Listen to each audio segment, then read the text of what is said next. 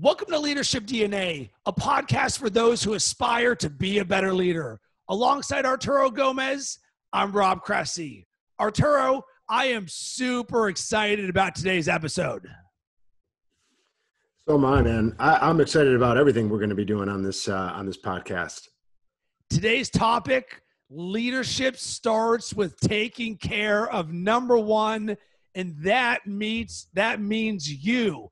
And this is something that I am incredibly passionate about because when I look at the maturation of myself as an entrepreneur, as a leader, and as a better person, it all comes down to one thing: myself and my ownership of everything going on in my world, including my personal development and that with my leadership. So I'm curious from you, why are you passionate about this topic? Yeah. I mean, it's something that's probably one of the first concepts or things within leadership that was self-diagnosed or self-realized in terms of getting to the next level from a leadership standpoint really required a self-management or a self-control at a really high level, because if you try to boil it down and try to understand this, that it becomes very difficult for you to take care of number 2, number 3, number 4, number 5, number 6. Expand that concept if you can't take care of number 1. And so number 1 being the vital catalyst to being able to support and energize and motivate all those others, you have to be very in control of yourself. And that requires being able to lead yourself. And so that's something that, again, I kind of came to a realization many, many years ago. And so it drove me to try to become the best version or iteration of myself that I could possibly be. And that's not easy. That's not an easy request. We all have issues and we all fall down once in a while, but it's that control and that dedication to being the best version of yourself that drives people to become better leaders. I love it. So what we're going to try and do is add some structure to our conversation so that we can make this very actionable. So what we're going to do first is talk about why is this important? And you actually just talked about it. You can't lead others if you're not first leading yourself. But more importantly, no one is going to do it for you. You've got to be able to put in the work and pay your dues. And I've actually got a great example of something that recently I did on my own. Was I took part in a year-long mental toughness program called the Live Hard program, put on by Andy Frisella. And as part of it, there's a thing called 75 Hard, and then there's 3 other subsequent phases. And I remember when Andy first came out with the concept of 75 Hard, and it was something where he said, listen, if you do this, it is going to make you the best version of yourself. And this is a small price for you to pay, 75 days. But the thing was, this was extremely hard. It was following a diet with no cheat meals and no alcohol, drinking a gallon of water a day, working out 45 minutes inside, 45 minutes outside, taking a progress picture, reading pages of a personal development book. And at the time, I was sitting on the beach in Sarasota, Florida, visiting my wife's parents. And it was in May, and it was about to be summertime Chicago. And I thought to myself, I was like, you know what? This just isn't for me. I'm not interested in doing this because I like the Chicago lifestyle. I like street festivals. I like Cubs games. I like going out and having beers with my friends. And I started to create every excuse for why I didn't want to do this thing that claimed to make me the best version of myself. And then it was upon that realization that I said, wait a second. Are you telling me that I'm all in on my dreams as an entrepreneur? At the time, I was 6 years into this journey, and I was like, I'm all in on this journey, but this thing that says if I do 75 days, it'll make me the best person I've ever been, and it'll change me forever. How can I be willing to say to myself, I'm all in, but not willing to do this thing that guarantees my success? And it ended up becoming for that exact reason that I did not want to do it. that I did it because I saw a weakness in myself. And to become the best version of myself, I knew I had to put in the work myself. And one of the biggest things that I learned from this is you earn your confidence by paying your dues every single day and putting in the work. And that starts with number one, yourself. That's right. That's right. It's listen, the commitment to leadership and the commitment to yourself is there is no easy path. Okay. And so nothing is ever for free. And so we have to work tirelessly to be able to perform at those levels. And so, it becomes, I think for a lot of us that have been in leadership positions, throughout our lives, it becomes um, a very addictive process. And so when you know that other people are counting on you to lead them, to drive them, to motivate them, for me, it's become a drug per se, and it's just something that kind of fuels me. And so but it does take extraordinary commitment. You have to be dedicated to being the best version of yourself all the time. So I'm curious, how are you dedicated to becoming the best version of yourself all the time? Because I think one of the biggest challenges in learning things. So you hear a concept and you're like, oh, become the best version of yourself every single day and show up. In theory, that sounds great, right? Except when the alarm clock goes off at 5 a.m. in the morning, and then you're like, oh, do I really feel like being the best version of myself right now? Or would I prefer to hit snooze? How are you doing it? Yeah, I mean, kind of to the point you were saying, there is no easy path, and it's a difficult thing, and so that nobody's perfect, right? And so every day is a challenge. But once you get into your groove, some of the things that I focus on is organization, and that organization kind of transcends into my professional life, but also into my personal life. So having structure to my day is something that's really important, whether it's getting up at a specific time, whether it's going to bed at a specific time, trying to fit all those things, personal and professional, into an organized structure. I think organization to me also goes into your space and the space around you. You can't be a disorganized person and lead people at high levels. It's very, very rare that you see somebody that doesn't have that organization in and around their life, right? Education. We kind of talked about it in one of the previous podcasts, but it is very important that people have an open mind and that are continually learning. And that learning process comes from your kind of reassessment of how things are working in your own life, right? How things are happening real time. It also comes from reading and pushing yourself to read other books and articles that focus on self-improvement or leadership. Love is a big concept, and I think the reason I say love, it's having first that crazy self-love. And I'm not saying in a narcissistic way, but I don't think that that's actually even a bad concept. You have to really care about yourself deeply to be able to push yourself to great levels. And then I think that you also have to have great love for people and for humanity and for the idea and the concept of being altruistic and giving to other people. Health is probably one of the more important things.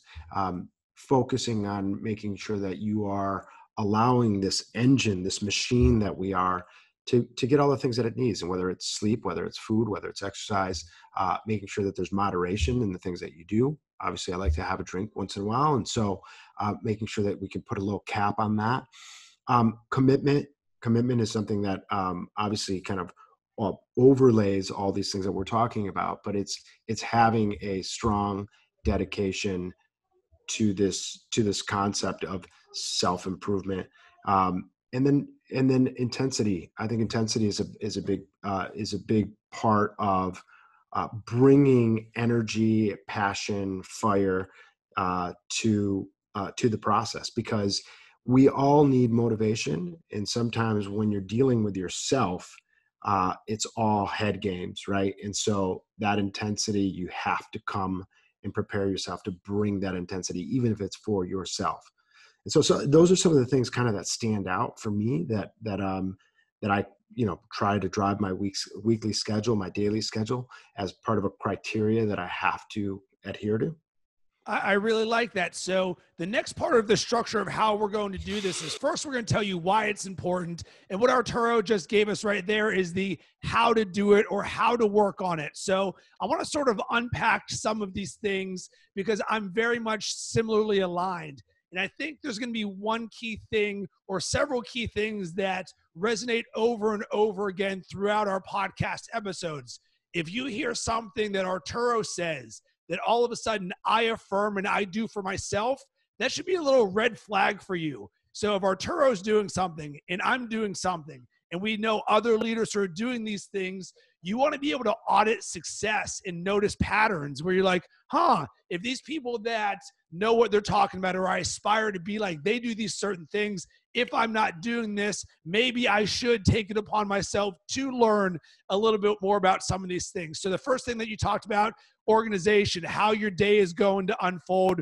You're right. There's an element of structure, but some people might say, oh, you know what? I'm not a real structure person. Here's how I would challenge you to think about this. Think of this as lifestyle design for yourself.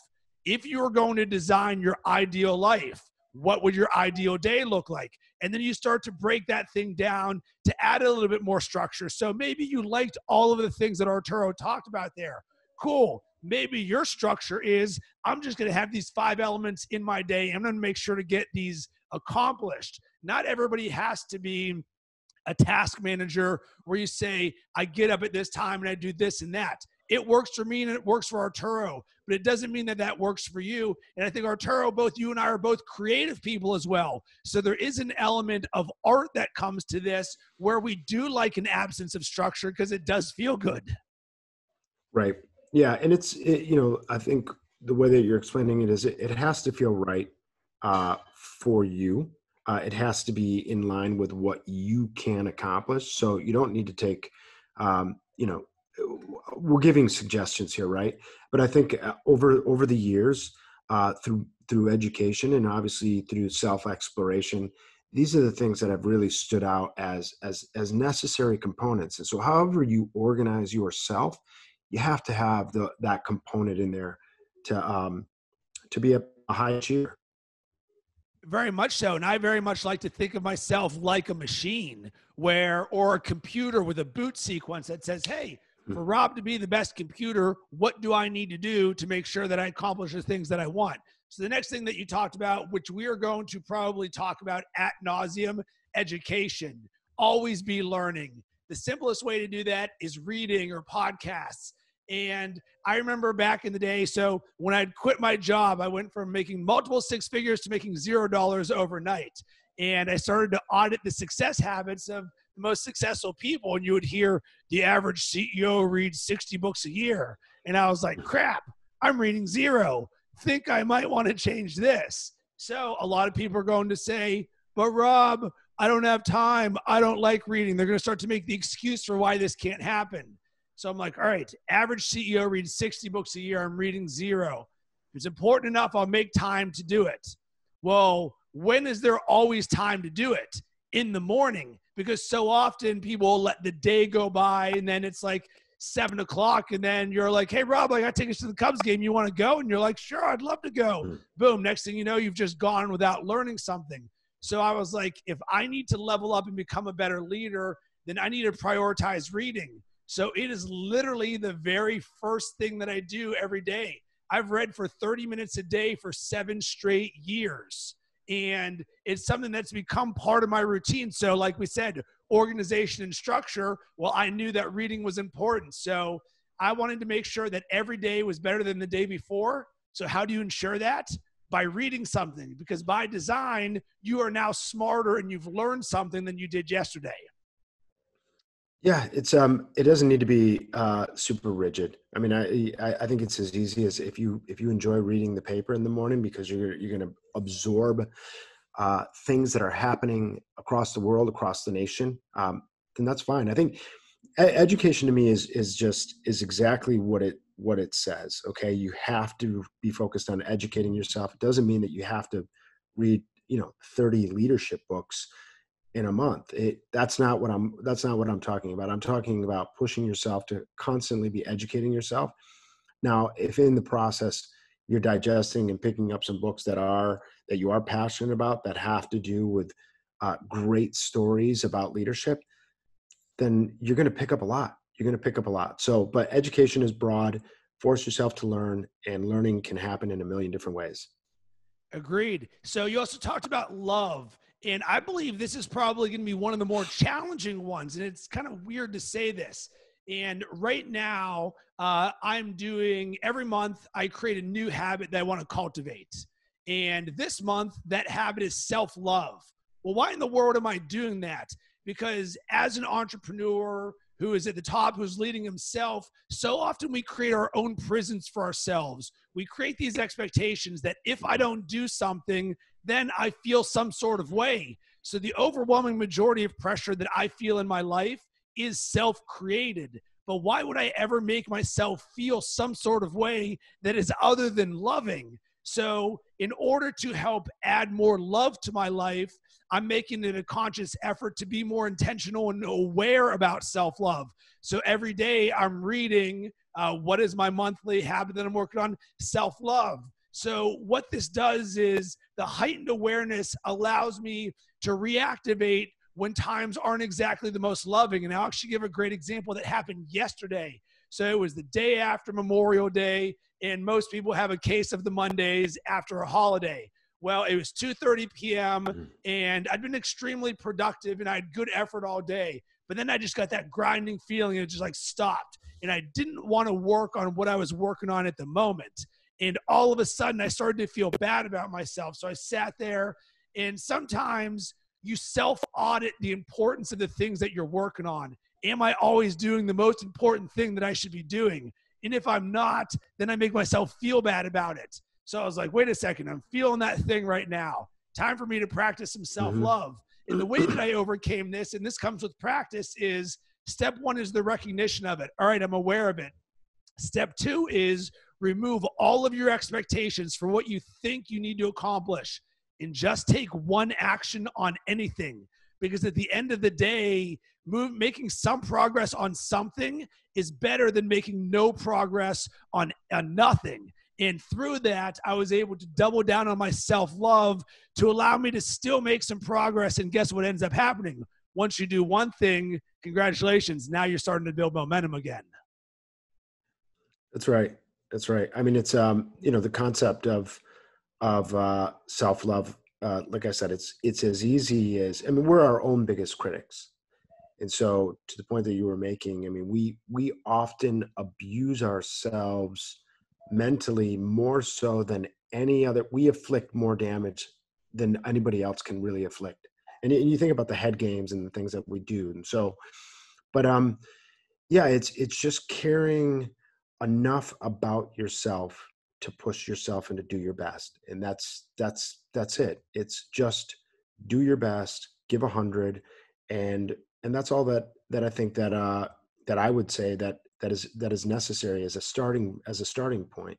And also, it's also important to be able to share that love with others and externally. And so, being emotionally stable and somebody that has a self-respect generally will lead you to be able to give some of that to other people.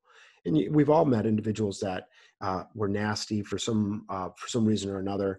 And these are people that probably, in through some studies and through some questions and through some opportunities that I've had in life, I found that these are people that actually struggled with themselves. They had real issues with coming to grips with who they were and where they were specifically in life. And so, again, it fundamentally starts with making sure that you have the ability to show and care for yourself in a loving way, and that traditionally transcends into being able to deliver that energy and that love to other people. And that's an extremely valuable thing. And I believe that's something that I'm very good at and I'm actually very conscious of. And I think too, one of the mantras that I say to myself when I meditate, I say, I'm doing this for myself and I'm doing this for others. So by me self-loving myself and taking the time That's going to allow me to show up and be better to others. So now I'm that positive beacon in the world that's spreading good vibes, and that's going to trickle down to others. So let's go to the next thing you said, health. And this is a very simple one. You can't live an unhealthy lifestyle.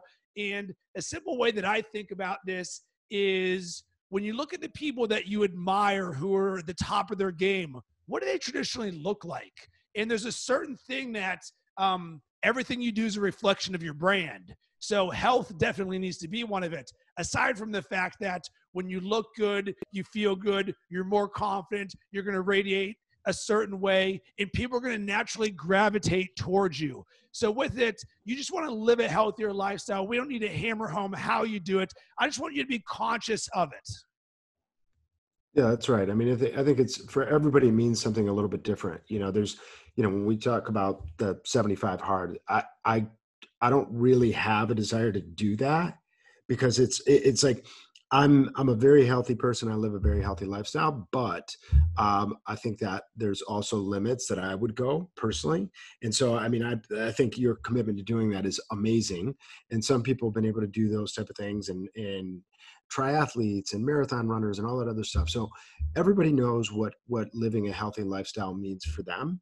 And I think it just means, as long as you have the ability to have clarity and the ability to have stamina, and that you have, again, that you living an unhealthy lifestyle will bring other bad things around. And so it's just generally having an idea of that energy level that you want to have as an individual and that you want to be able to deliver. And that requires health and stamina to do it.